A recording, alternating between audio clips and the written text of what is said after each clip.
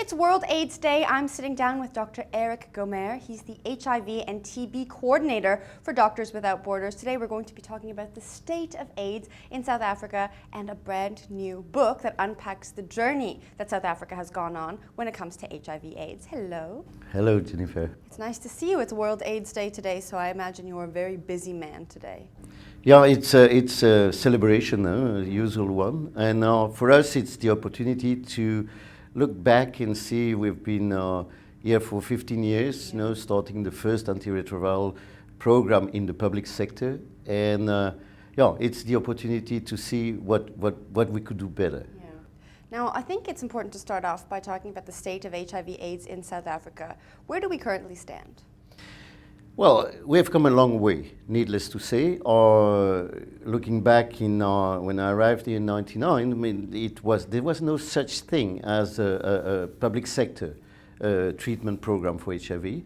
Did not exist. It was available in the private sector at an unbelievable cost. It was $10,000 for one person per year. As a matter of fact, it was not available for people living in township where, by definition, the HIV was most prevalent, and stigma was rife. As a result, no treatment, huge stigma. People didn't want to test because there was absolutely no solution coming.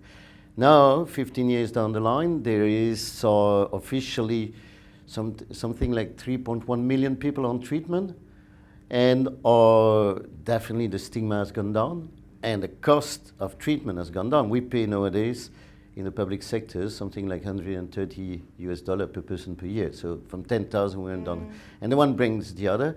We can make the treatment scaling up now. So I know in past years we've talked about the struggle for affordable treatment. Now, what you're saying now, are you saying that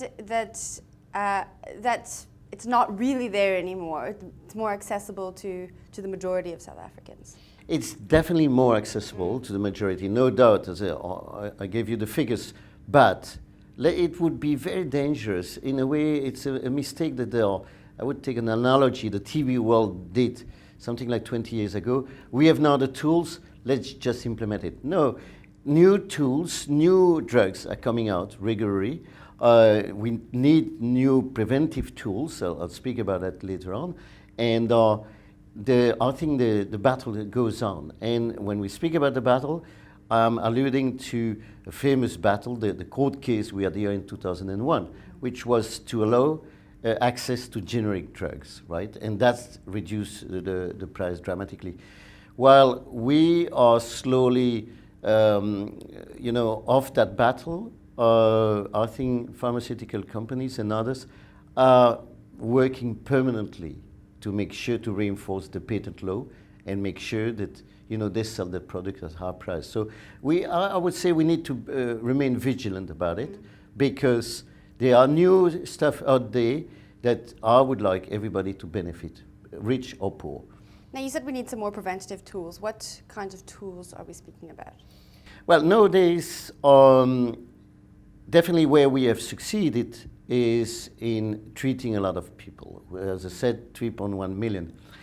We have no vaccine, as everybody knows. So beside the usual one, condoms, we don't expect any revolution on the use of condoms happening.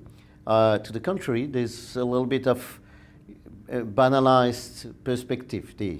It was a deadly disease. Now we have managed to transform into a chronic disease. We are a little bit victim of our success there.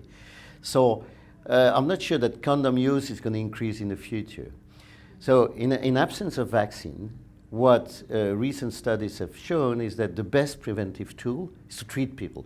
Someone HIV positive, treated with undetectable viral load, we cannot find a virus in the blood, is not infectious.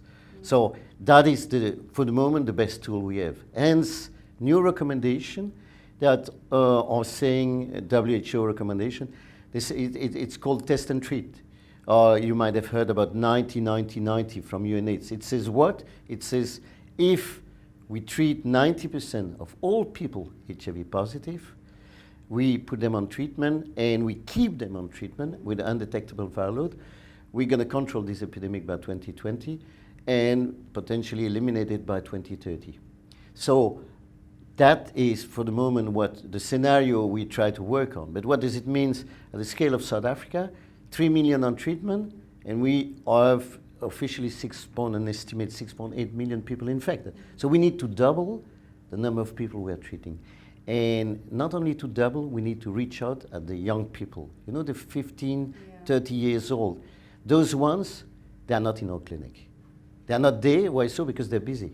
Because they're economically active and they don't feel sick. You know, initially you don't feel sick with HIV.